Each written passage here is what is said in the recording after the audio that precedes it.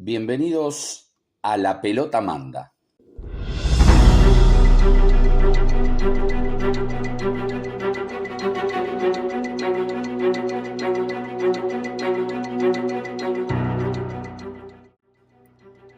Este podcast tendrá como piedra basal a todos los caminos en los que la pelota ha ido evolucionando, que nos ha abducido de una manera tan pasional que no concebimos otra manera de vivir que no sea en torno a ella.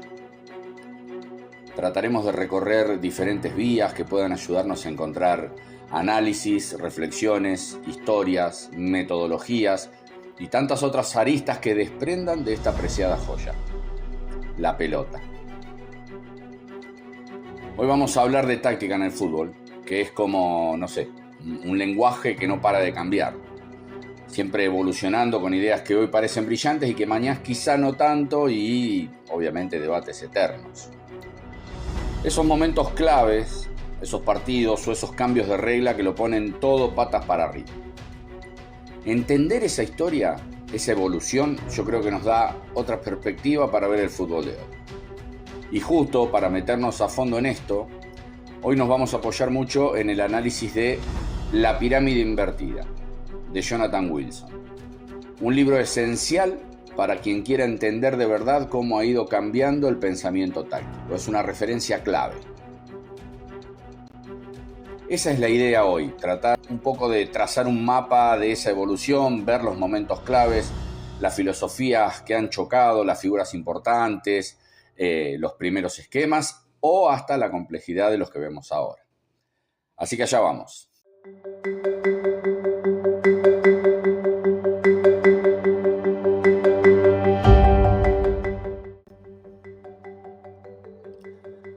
Empecemos formalizando la famosa pirámide, ¿sí? Que es el 2-3-5, que suena casi antiguo, ¿no?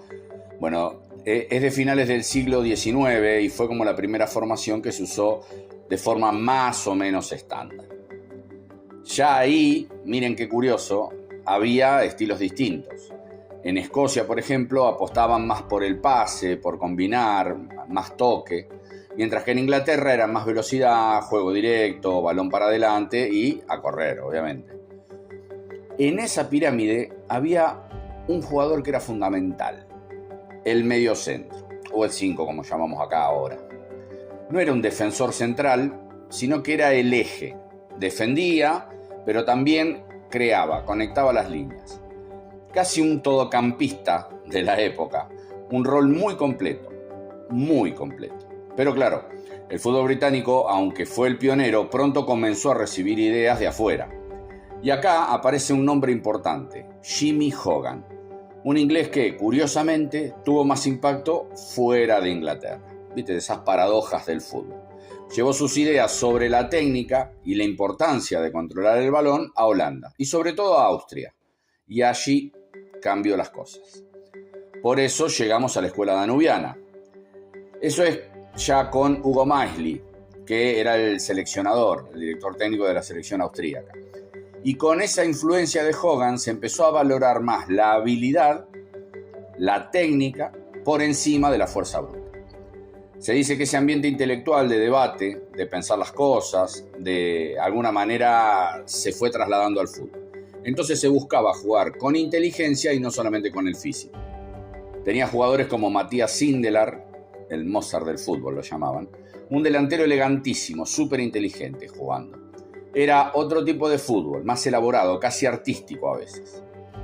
Pero mientras tanto, al otro lado del charco, en Sudamérica, se estaba cocinando otra cosa bien distinta, que era el criollismo, o la nuestra, como decimos acá en Argentina, también le dicen así en Uruguay, por ejemplo.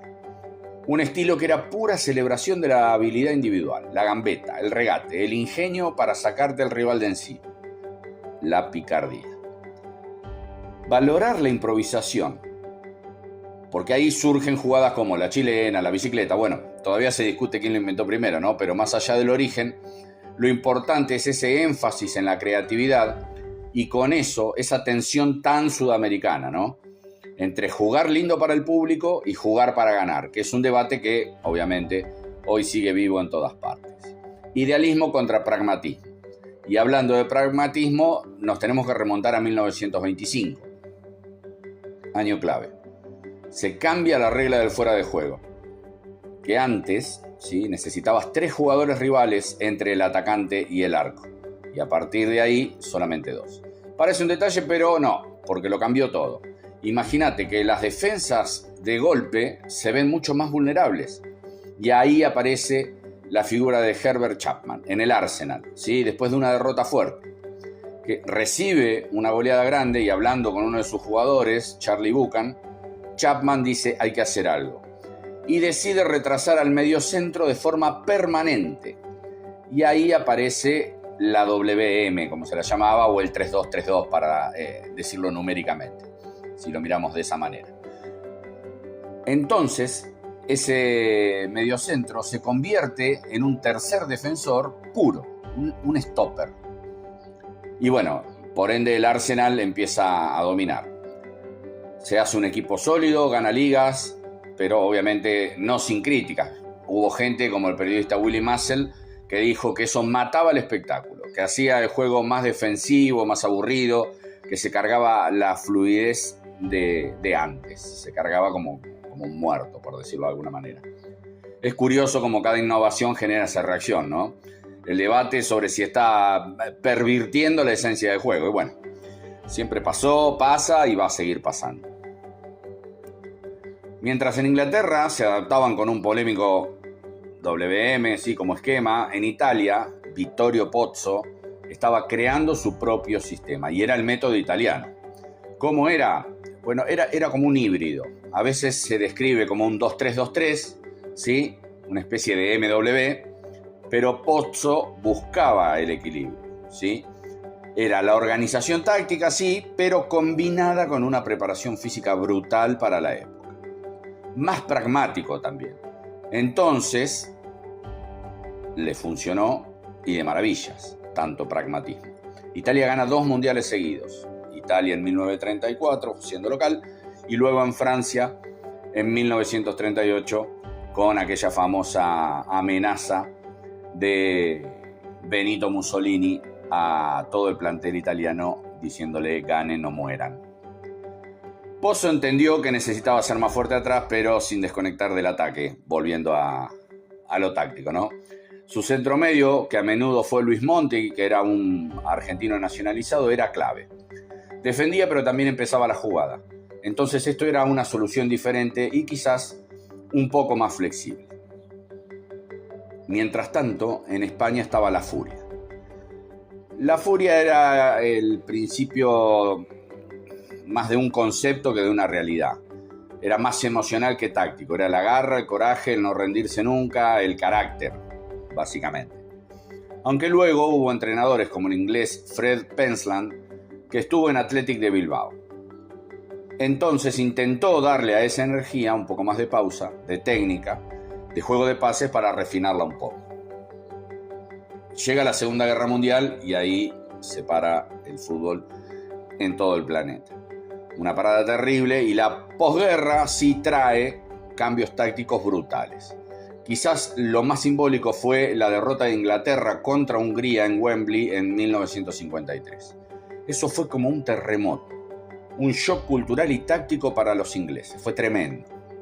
Se dice obviamente que les abrió los ojos. Pero ¿qué fue lo que pasó tácticamente ahí? Principalmente 2 cosas. La fluidez del sistema húngaro y el papel de Nándor Hidegkuti, el falso 9. 1953 aparece, el falso 9. Jugaba más atrás que un delantero centro, que era lo típico de la época, y el defensa central inglés, Harry Johnstone, se volvía loco, no sabía si salir a marcarlo y dejar un hueco atrás o quedarse en su sitio y dejar que reciba solo. Claro, le rompía el esquema, y era ese esquema que era la WM, el 3-2-3-2, tenía un marcaje hombre a hombre, casi como un sello distintivo. Esa duda constante que tenía el defensa central Johnstone desmontó a toda la defensa. Hidegkuti recibía, giraba, combinaba y hizo un desastre, un destrozo. Entonces, La rigidez del esquema queda totalmente expuesta por esa inteligencia que tenía la movilidad húngara, que era obviamente un equipazo. Estaba Puskás, Kocsis, Hedicuti. Jugaban casi 4-2-4, muy adelantados para lo que era esa época. Una evolución de aquella escuela danubiana, pero más física y organizada. Tenían mejor condición física, estaban tácticamente más trabajados. Y poco después, en el 58, en el Mundial de Suecia, es Brasil el que deslumbra al mundo consolidando ese 4-2-4. Y la preparación de Brasil para ese Mundial fue muy moderna, para lo que se hacía entonces, ¿sí? Era muy metódica. Contaron con psicólogos, dentistas, un equipo multidisciplinar y adoptaron el 4-2-4 como sistema base que les daba el equilibrio. Defensa y ataque bien conectados y además permitía que el talento individual de gente como Pelé o Garrincha brillara dentro de un orden. También obviamente se habla de la influencia de Bela Gutmann, otro húngaro, que era un entrenador trotamundos que pasó por Brasil y dejó su huella promoviendo ese juego rápido, técnico y con mucha influencia. Y ante todo eso, ¿qué hace Inglaterra? ¿Cómo reacciona Ramsey con Inglaterra para el Mundial de 1966? Bueno, Ramsey tira todo el pragmatismo arriba de la mesa. Miró los jugadores que tenía y adaptó el sistema. Los Wingless Wonders, las maravillas sin alas, así se lo llamó. Jugó sin extremos puros, era un 4-4-2 en rombo y a veces un 4-3-3. Pero sin esos jugadores pegados a la banda, priorizó tener mucha gente en el medio para ser muy sólidos como bloque y le funcionó, obviamente ganando el Mundial en su casa, bueno, sin dejar de mencionar ese polémico gol que la pelota no ingresa. Le funcionó, pero mientras tanto, en los clubes ingleses, Liverpool, aparecía la famosa Boot Room de Shankly, luego de Paisley, la sala de botas. Empezaban a mirar más a Europa, a aprender de ese juego de posesión, de paciencia que se veía en el continente. Y aunque, ojo, también hubo éxitos con estilos más directos, ahí aparece Brian Clough y el eterno debate del pelotazo o juego directo, como decimos ahora, con las teorías de Charles Rapes o Graham Taylor. El juego en sí siempre ha tenido sus defensores y sus detractores en Inglaterra, como pasa en todo el mundo, obviamente. Pero mientras en Occidente pasaba todo esto, en Europa del Este, casi con carpa, como decimos acá, se estaba cocinando otra revolución. ¿En dónde? En Kiev, en el Dinamo de Kiev, con un entrenador llamado Viktor Maslov, allá por los años 60, un pionero tremendo, pero del que se habla poco. ¿Qué fue lo innovador? Bueno, implementó un 4-4-2 muy organizado y lo más importante es que introdujo el concepto de pressing, pero un pressing sistemático, coordinado, todo el equipo junto. Entendió que el fútbol se estaba acelerando, que el espacio y el tiempo eran oro, y para presionar así necesitaban una preparación física brutal. Exigía muchísimo a sus jugadores. Estaba trayendo las bases de mucho de lo que vimos después, porque esas ideas de presión, de fluidez, explotan a nivel mundial un poco después con Rinus Michel y el Ajax. Claro, el fútbol total, lo que después fue la naranja mecánica en el Mundial de Alemania 1974. Eso era un equipo donde en teoría todos los jugadores de campo podían jugar en cualquier posición. Podían realizar intercambios constantes con una presión altísima, muy agresiva para robar la pelota, lo más arriba que se pudiera. La herramienta del fuera de juego también la usaban y muchísimo. Y bueno, a todo eso tenían a Johan Cruyff como el director de orquesta en el campo moviendo todos los hilos. Pero no era un desorden, era una estructura muy, muy pensada. Exigía una inteligencia táctica y una versatilidad física y técnica enormes. Cada uno tenía que entender el juego globalmente. Y fíjense la conexión que, volviendo a Kiev, Valery Lobanovsky, que había jugado bajo las órdenes de Maslov, llevó a ese enfoque de organización y de preparación física a un nivel casi científico.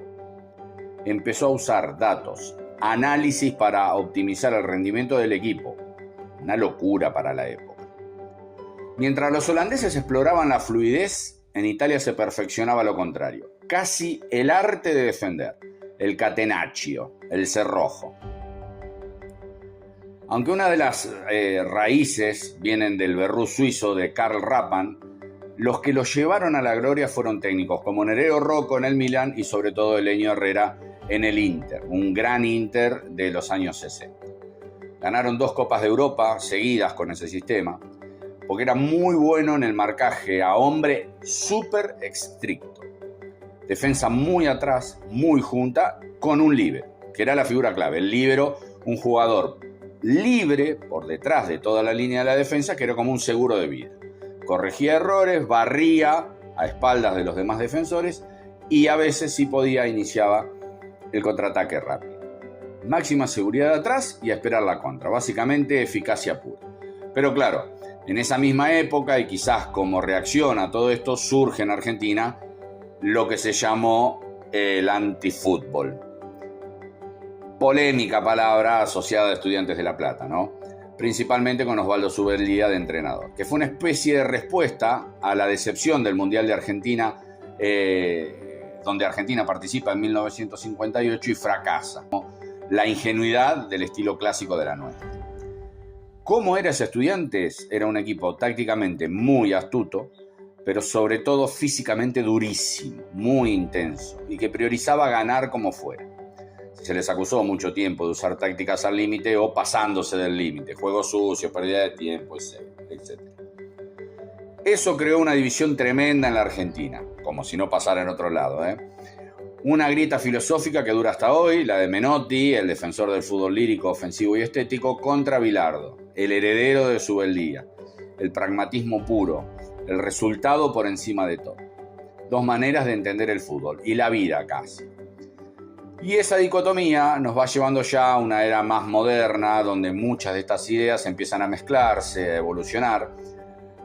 Arrigo Sacchi, finales de los 80 en el Milan, sí, fue una ruptura también en Italia, porque venían del Catenaccio, de esa tradición defensiva tan fuerte, y Sacchi llega y monta un 4-4-2 basado en principios radicalmente distintos, presión zonal, no al hombre, sino zonal, todo el equipo presionando de forma coordinada, conjunta, la línea defensiva muy adelantada, bien arriba, achicar el campo y el equipo moviéndose como un acordeón, como un bloque súper sincronizado.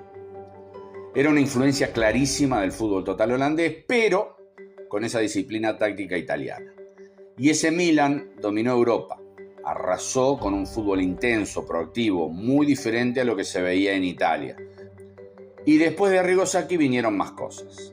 Sí, Louis van Gaal y el Ajax de los 90, otro equipazo que recuperando esa herencia holandesa, pero con un sistema muy estructurado, que era un 3-4-3 o un 4-3-3, con roles súper definidos, con mucha posesión y mucha presión. Bielsa es otro capítulo, fútbol de altísima intensidad, presión constante, duelos individuales y por todo el campo. ¿Sí? Un fútbol muy exigente física y mentalmente. Y así se llega a Guardiola y el Barça. Guardiola llevó la filosofía de Cruyff, que mamó en el Barça, a otro nivel.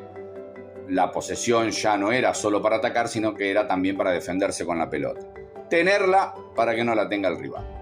Presión brutal tras pérdida, mucha movilidad y recuperación de esa figura del falso 9, pero esta vez con Messi para volver locos a los centrales y generar superioridades por dentro, que también termina siendo una revolución, obviamente.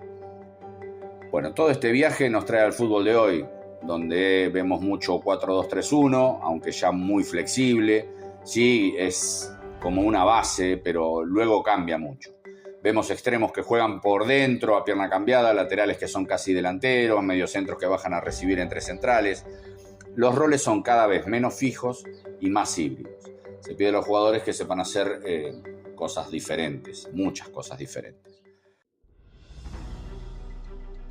Bueno, la verdad que este ha sido un viaje tremendo, ¿sí? De esa pirámide tan rígida hasta esta fluidez tan compleja táctica ahora. Hemos visto como un cambio de regla, como fue el fuera de juego, puede dinamitar todo y obligar a innovar.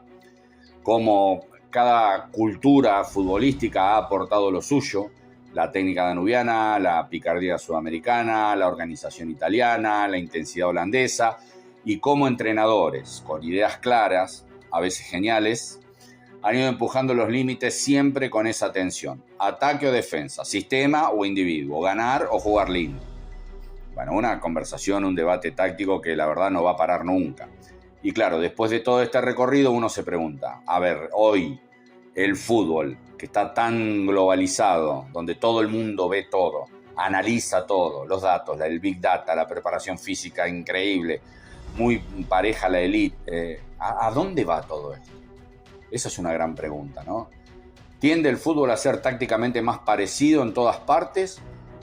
Una especie de modelo global por la globalización en sí y el análisis de datos, o siempre va a haber sitio para que alguien en algún rincón saque de la manga una idea rompedora y empiece con la siguiente revolución. ¿Nacerá el próximo Rinus Michel, el próximo Arrigo Sacchi en algún lugar inesperado? ¿Queda lugar para el romanticismo, para la sorpresa en este fútbol tan analizado? Bueno, ahí queda la reflexión para seguir pensando el fútbol. Gracias por acompañarnos en este primer episodio de La Pelota Manda. Espero que les haya gustado y nos vemos en el próximo.